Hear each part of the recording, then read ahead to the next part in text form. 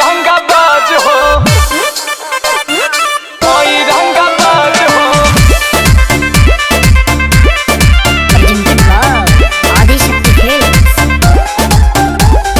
भद देही सोनावा के सेट चाही, अब पटना में दूध गो फलहट चाही। एक 1 BHK, एक 2 BHK, एक में मैं रहूंगी और एक में जिम करूंगी। ओके जाना? भद देही सोनावा के सेट चाही, पटना में दूध गो फलहट चाही। अरे एक करे जा, तू जितना खर्चा करेबू हम उतना खर्चा करब। ओकरा खातिर हम भागल ना हई।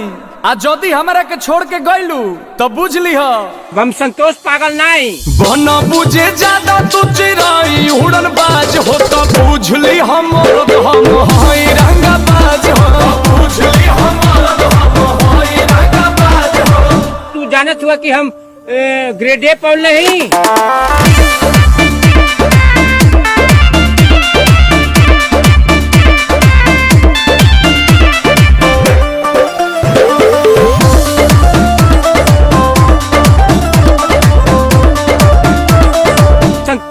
संतोष पागल नहीं। पहला बच्चर हीरो जाना के खर्चा जितना हमसे करही बेरे, तोरा से बेसी हम ले ले बानी सीछा, पीछा छोड़ा नहीं पई बेरे।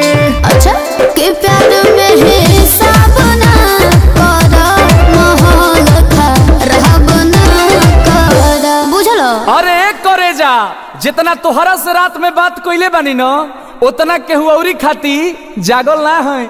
लेकिन जदी तू हमार दिल तुरलू तो बुझ लीह हम संतोष पागल नहीं।